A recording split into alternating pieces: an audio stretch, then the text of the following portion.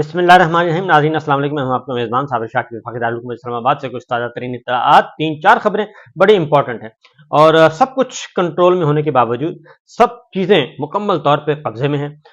तमाम का तमाम मीडिया मुकम्मल कंट्रोल में है,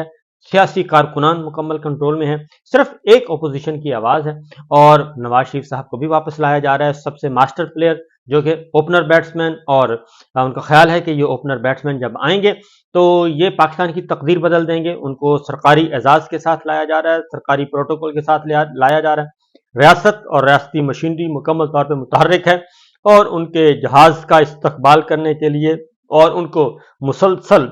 उनको लुक आफ्टर किया जा रहा है। न सिर्फ लुक आफ्टर किया जा रहा है बल्कि तमाम फैसिलिटीज़ बिल्कुल जहाज़ को एनओसी देने से लेकर चार्टर्ड तैयारा है, क्योंकि उन्होंने कौन सा कोई खुदा न खास्ता ऐसा कोई उन पर करप्शन का इल्ज़ाम है और ना ही उनको सज़ा हुई है। बिल्कुल इस तरह की कोई चीज़ नहीं है। वो एक उनको हीरो की तरह इस्तकबाल करना है, उनको वसूल करना है और फिर पाकिस्तान के अवाम को बताना है कि देखें असल मसाइल का हल जो है वो इन्हीं के पास है और हम भी इनके साथ हैं। और हमने भी फैसला किया है कि यही पाकिस्तान के लिए और पाकिस्तान के अवाम के लिए एक बेहतरीन हीरा है जिसको हम सबको कबूल कर लेना चाहिए। इस तरह का एक बाकायदा तौर पे नैरेटिव बनाने की, नैरेटिव नहीं बल्कि परसेप्शन बनाने की कोशिश की जा रही है और हर तरह से पाकिस्तान का रेलवे जो है वो सपोर्ट कर रहा है, ट्रांसपोर्ट सपोर्ट कर रहे हैं, डिप्टी कमिश्नर्स और इंतज़ामिया, पुलिस सब के सब इस वक्त उनके हुक्म के गुलाम हैं और ये सब कुछ किया जा रहा है और इतना अच्छा इंतज़ाम किया जा रहा है, इतना ऑर्गेनाइज्ड है, डिसिप्लिन्ड है कि इंसान हैरत ज़दा हो जाता है कि ये सारा कुछ कैसे रातों रात आनन फानन हर चीज़ किसी को कानो कान खबर नहीं होती कि स्टेज बन जाता है और वहाँ पे शादियाने और शामियाने लग जाते हैं, कुर्सी मेज़ आ जाती है, लाइटिंग का इंतज़ाम हो जाता है, स्पीकर्स आ जाते हैं, साउंड सिस्टम आ जाता है, रिहर्सल शुरू हो जाती है। ये सब कुछ हो रहा है और एक वहाँ पे मेले का समा बनाने की कोशिश की जा रही है और समझा ये जा रहा है कि किसी को कानो कान खबर नहीं होगी कि ये सब कुछ कौन कर रहा है। ये मुस्लिम लीग नवाज कर रही है या फिर मुस्लिम लीग नवाज को स्पॉन्सरशिप मिली हुई है। स्पॉन्सरशिप है, ओनरशिप है, हर चीज़। और मुस्लिम लीग नवाज को तो पता ही नहीं है और वो तो माशाल्लाह से उनके रहनुमा इस वक्त खुशकिस्मत है कि वो अपने अपने घरों में बैठे हैं। उनको कहा कि आप आराम करें, आपको कोई मसला नहीं है, आपने सिर्फ अपनी अपनी गाड़ियों में बैठना है और पहुंच जाना है और आवाम की भी ज़रूरत नहीं है, आवाम का भी बंदोबस्त हो गया है और वहाँ पे हर चीज़ आवाम भी पहुंच जाएगी, ख़वातीन भी पहुंच जाएंगी, फैमिलीज भी पहुंच जाएंगी, ये सब कुछ हो जाएगा, खाना भी तैयार होगा। आपने सिर्फ आना है, आपके चेहरा दिखाना है, चेहरा दिखा के और यहाँ से चले जाना है और इसके अलावा आपने कुछ नहीं करना, बाकी सब हम कर लेंगे। ये एक सारा के सारा सिलसिला वहाँ पे चल रहा है और बहुत ही अच्छा चल रहा है और अच्छा है, खुशकिस्मत है ये जमात और ये खुशकिस्मत है ये रहनुमा और खुशकिस्मत है ये ख़ानदान जो गालियाँ भी देते हैं, जो गिरबान भी पकड़ते हैं, जो बेतौकीर भी करते हैं और जो धमकियाँ भी देते हैं, जो ब्लैकमेल भी करते हैं और इसके बावजूद वो जिंदाबाद भी हैं और वो काबिल कबूल भी हैं, उनको कबूलियत भी है। मसला मकबूलियत का है, मकबूलियत नहीं है और मकबूलियत के लिए ये सब कुछ किया जा रहा है और सरकारी एजाज़ के साथ, रियासती एजाज़ के साथ ये सब कुछ किया जा रहा है और उनके तैयारे की लैंडिंग कैसे होगी, उनको रिसीव कौन कैसे करेगा और फिर आगे कैसे जाएंगे, ये सारे का सारा और एक मुनज़्ज़म अंदाज में। और फिर वो वीडियोस भी आ चुकी हैं कि किस तरीके से बसों की बुकिंग की जा रही है और सरकार बुकिंग करवा रही है और सरकार ही सब कुछ अरेंजमेंट कर रही है, डिप्टी कमिश्नर से लेके ट्रांसपोर्ट कंपनीज तक और ट्रांसपोर्ट अथॉरिटी से लेके पुलिस तक और पुलिस से लेके बाकी लोग तक सब कुछ कर रहे हैं। और उनके आने से पहले पहले ये कहा जा रहा है कि अमन व अमान की सूरत हाल बिल्कुल बेहतरीन होनी चाहिए, इसलिए असातिज़ा को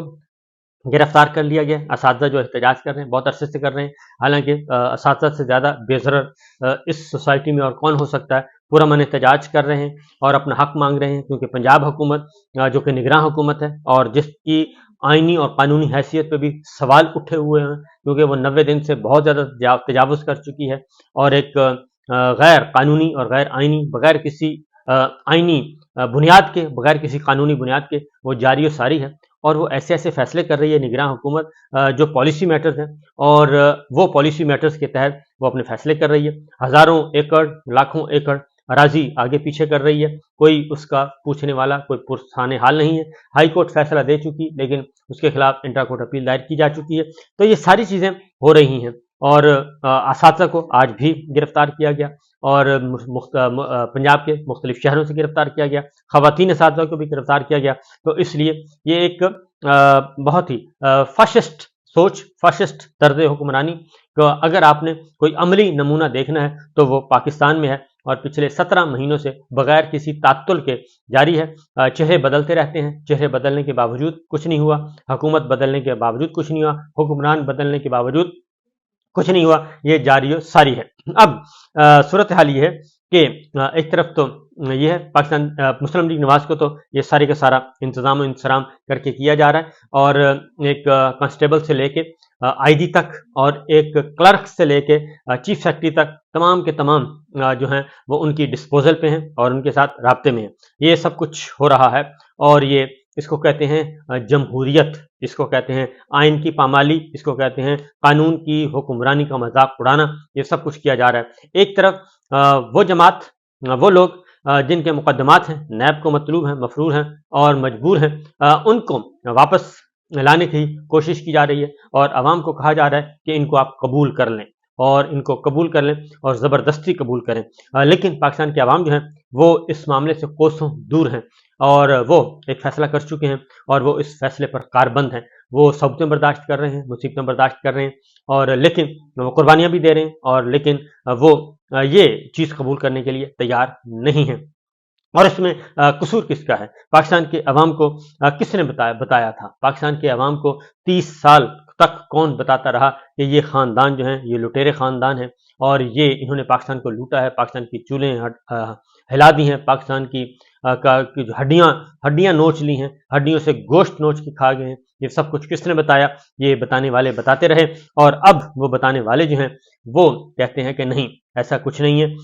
ये बस अब स्क्रिप्ट चेंज हो गया है, स्क्रिप्ट चेंज हो गया है, इसलिए अब इसको आप इसको कबूल कर लें। यही चीज़ हो रही है इस वक्त। दूसरी जानिब पाकिस्तान तहरीक इंसाफ के रहनुमाओं के साथ बदतरीन किस्म का तशद्दुद, बदतरीन किस्म का सियासी इंतकाम उनसे लिया जा रहा है। और सदाकत अब्बासी साहब का इंटरव्यू, उस्मान डार साहब का इंटरव्यू, वो हमारे सामने, और फिर उसके बाद फारूक हबीब साहब आए, और फिर आजम खान प्रिंसिपल सेक्रेटरी, इमरान खान साहब के जितने भी लोग इस वक्त मौजूद हैं, जितने भी रहनुमा,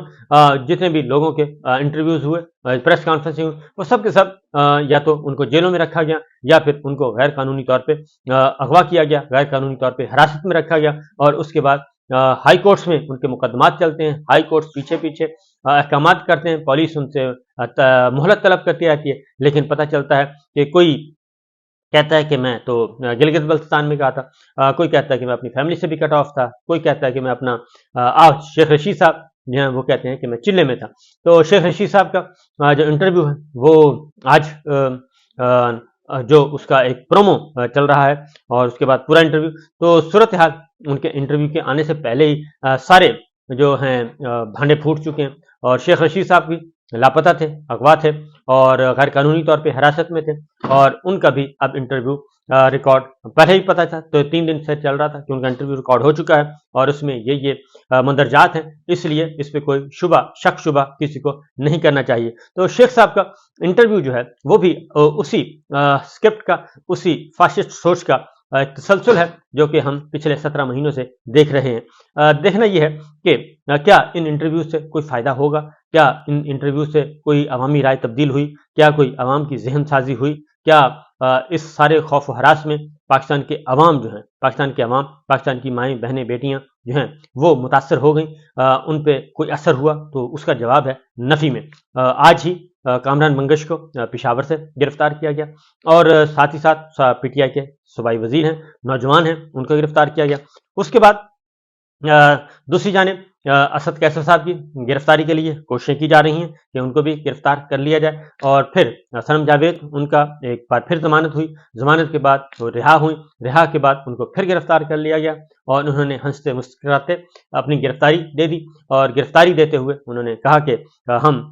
قربانیاں دیتے رہیں گے، اور قربانیاں یہی ہمارا قربانیوں سے ہی جو ہے وہ ہوگا، بہتری آئے گی، تبدیلی آئے گی۔ تو میرا خیال ہے کہ یہ لوگ نہیں تھک رہے، خواتین سے جیلیں بھری پڑی ہیں، اور خواتین کو، بچوں کو، بزرگوں کو، لاغر بزرگوں کو یہ سب کچھ کیا جا رہا ہے، ہزاروں سیاسی قیدی ہیں۔ ان سب کے باوجود اگر سچویشن تبدیل نہیں ہوئی اور معاملات کنٹرول میں نہیں آئے، تو میرا خیال ہے کہ تھوڑا سا ریویو کرنا چاہیے، نظر ثانی کرنی چاہیے، اپنی تھاٹس کو، اس کے اثر نو جائزہ لینا چاہیے کہ کیا وجہ ہے کہ یہ سب کچھ، ہر حربہ، ہر پروجیکٹ، ہر اسٹریٹجی ناکام ہو رہی ہے، اور یہ اسی لیے ہو رہی ہے کہ اتنی جو فاشسٹ سوچ ہے وہ پاکستان کی عوام نے کبھی دیکھی نہیں تھی اس سے پہلے، جو کہ اس وقت دیکھ رہی ہے، کیونکہ خاص طور پہ اس یوتھ نے، بہت پہلے یہ سب کچھ ہوا تھا، ایوب خان صاحب کے زمانے میں ہوا، لیکن اتنا نہیں ہوا۔ اس کے بعد پھر زیاد صاحب کے زمانے میں ہوا، وہ پاکستان پیپلز پارٹی کے ساتھ ہوا، وہ بھی، اس کو بھی گئے ہوئے بہت عرصہ ہو گیا، تقریباً 85 سے وہ چیپٹر کلوز ہو چکا۔ 85 سے آن ورڈ پاکستان پیپلز پارٹی اور پاکستان کی عوام نے ایسا کچھ نہیں دیکھا، اور جو اس وقت دیکھا جا رہا ہے۔ تو بہرحال شیخ رشید صاحب کا انٹرویو بھی اسی طریقے سے ردی کی ٹوکری میں جائے گا، جس طریقے سے عثمان ڈار صاحب کا کوئی اثر نہیں ہوا، اور فاروق حبیب صاحب کا کوئی اثر نہیں ہوا، اور پھر صداقت عباسی صاحب کا کوئی اثر نہیں ہوا۔ یہ وہ لوگ ہیں جو کہ آئے تھے تبدیلی کے لیے، اور پاکستان کو ایک فلاحی مملکت بنانے کے لیے، اور انہوں نے کام بھی کیا۔ اور بدقسمتی یہ ہے، یہ بدقسمتی کہنی چاہیے، خوش قسمتی تو ہے نہیں، بدقسمتی یہ ہے کہ پاکستان تحریک انصاف، عمران خان اور ان لوگوں نے کرپشن نہیں کی، اور یہ ان کی بدقسمتی ہے۔ اور اگر وہ کرپشن کرتے، مال دولت لوٹتے، اپنے خزانے، اپنے ذاتی خزانوں میں دولت ڈالتے، بیرون ملک، اندرون ملک جائیدادیں بناتے، اور بڑے بڑے بزنس ٹائکون بن جاتے، تو یقیناً وہ اپنی کلاس تبدیل کر لیتے، کلاس تبدیل کر کے اسی کلاس میں سپر ایلیٹ اور سپر ایلیٹ میں چلے جاتے۔ تو میرا خیال ہے کہ آج وہ بہت ہی اچھے ماحول میں ہوتے، آج وہ جیلوں میں نہ ہوتے، اور جیلوں میں گل سڑ نہ ہو رہے ہوتے، ان کی گرفتاریاں نہ ہوتی، ان کی بے توقیری نہ ہو رہی ہوتی، یہ سب کچھ نہ ہو رہا ہوتا۔ لیکن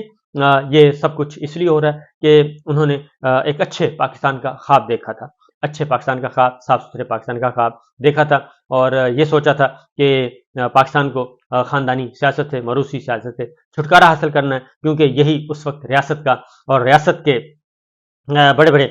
جو چوہدری ہیں، ان کا یہی ماننا تھا کہ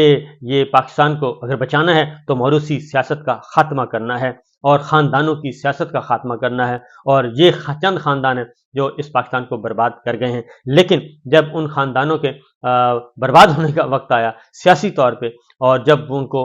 رخصتی کا وقت آیا، تو اس وقت ان تمام خاندانوں کو سہارا دے کے دوبارہ بٹھایا جا رہا ہے۔ اجازت دیجیے، اللہ حافظ۔